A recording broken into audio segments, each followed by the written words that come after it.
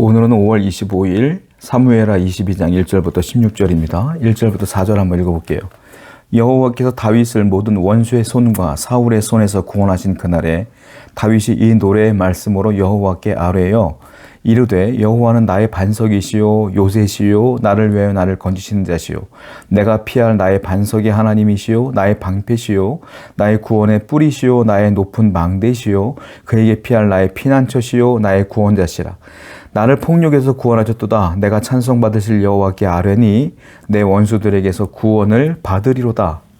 다윗은 하나님을 묘사하기 시작합니다. 블레셋과의 전쟁에서 승리케 하신 하나님을 찬양하며 묘사하는데 어떻게 묘사합니까?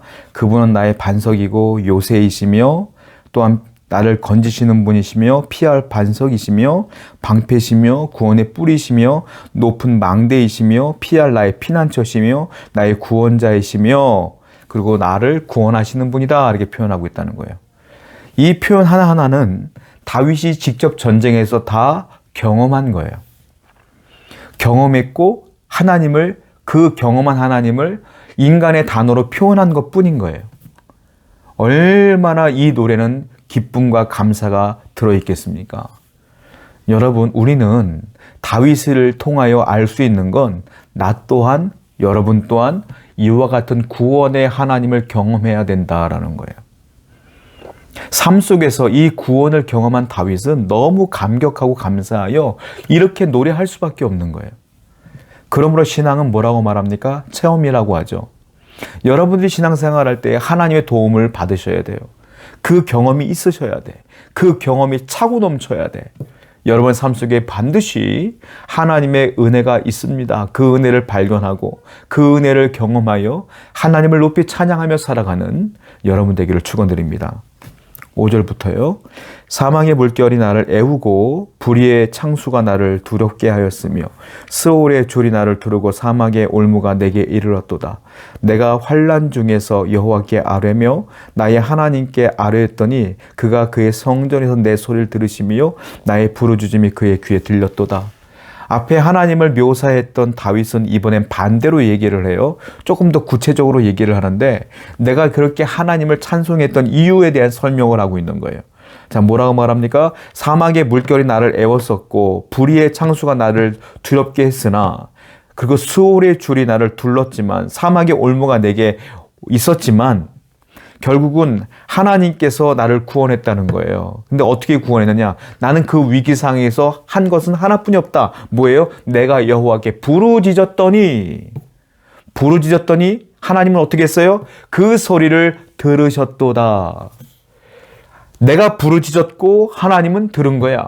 그랬더니 하나님은 어떻게 했어요? 내게 구원의 뿔이 되셨고 피난처가 되셨고 구원자가 되셨으며 나를 건지는 자가 되셨도다. 이 표현을 하고 있는 거예요. 여러분, 다윗도 수많은 위기를 만났죠. 다윗이 한 것은 딱 하나. 뭐예요? 부르짖었더니.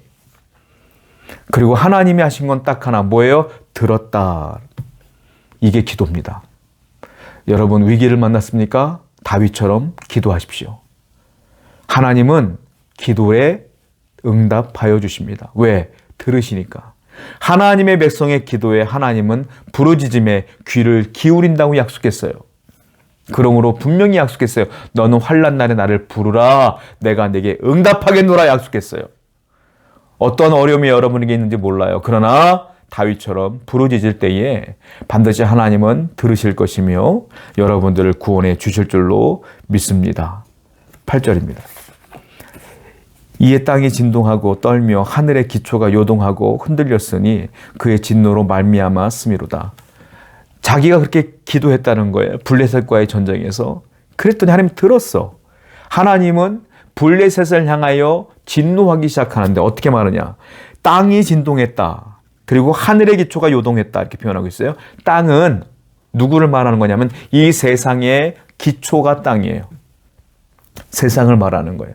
그 땅의 기초가 진동했다. 하나님이 진노했더니 땅이 흔들렸다 이 말이에요. 그리고 하늘의 기초가 요동했다. 하늘은 어디 있어요? 하나님의 보좌, 하나님이 계신 곳, 거룩한 곳, 그곳까지도 흔들렸다. 땅과 하늘이 다 흔들린 거야. 하나님의 진노가 그만큼 무서웠다. 결국은 아무리 블레셋이 강력할지라도 하나님의 백성을 건드렸더니 다 망했다. 이 얘기하고 있어요. 여러분 기억하세요.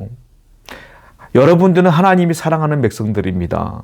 그러므로 마귀가 여러분들을 건드리려고 했을 때 하나님은 땅이 흔들릴 정도로, 하늘이 흔들릴 정도로 진노하셔요. 그러면 마귀는 패배할 수밖에 없어요. 여러분들의 인생이 그러므로 항상 뭐가 있어야 되느냐? 평안함이 있어야 돼. 왜? 하나님이 내 편인데 왜 두려워해요? 어렵고 힘들 때 우리가 할 수 있는 거 딱 하나, 뭐에? 부르짖으면 돼. 그러면 하나님이 들으시고 하나님이 진노하셔서 나를 이기게 하실 것인데 무엇을 염려하겠느냐라는 거예요. 그러므로 성도는 항상 평안해야 돼요. 하나님을 신뢰하세요. 그리고 평안함을 누리는 여러분 되기를 축원드립니다. 9절부터입니다. 그의 코에서 연기가 오르고 입에서 불이 나와 사름이요 그 불에 숯이 피었도다. 그가 또 하늘을 들이우고 강림하시리니 그의 발 아래는 어두캄캄하였도다. 그룹을 타고 나르시며 바람 날개 위에 나타나셨도다. 그가 흑암 곧 모인 물과 공중의 빽빽한 구름으로 둘린 장막을 삼으시며 그 앞에 있는 광채로 말미암아 숯불이 피었도다.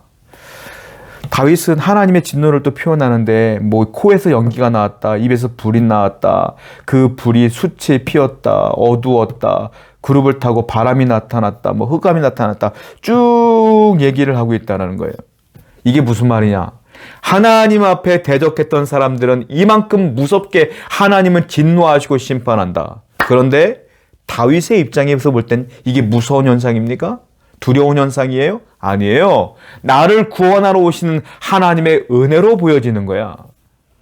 하나님과 반대에 있는 사람들은 코에서 연기가 나고 입에서 불이 나는 것은 하나님의 진노이기 때문에 끔찍한 장면이지만 하나님의 사람들에게는 나를 구원하러 오시는 하나님의 모습이기 때문에 은혜다 이거예요. 여러분은 어떤 사람이에요? 만약에 여러분들은 하나님의 임재하심을 기다리는 자라면 은혜의 사람이야. 하나님의 임재를 두려워한다면 여러분들은 흑암에 빠져있는 사람이야. 그러므로 하나님의 임재를 구하십시오. 하나님의 은혜를 늘 체험하십시오. 하나님과 동행하는 걸 기뻐하십시오. 그것이 우리에게는 힘입니다. 오늘도 힘을 내시고 하나님과 함께 하시기를 축원드립니다. 기도하겠어요. 하나님 아버지, 하나님은 늘 우리와 함께 하시고 우리의 부르짖음에 귀를 기울여 주십니다. 오늘도 기도함으로 승리하는 자가 되게 하여 주옵소서. 예수님의 이름으로 기도드렸습니다. 아멘.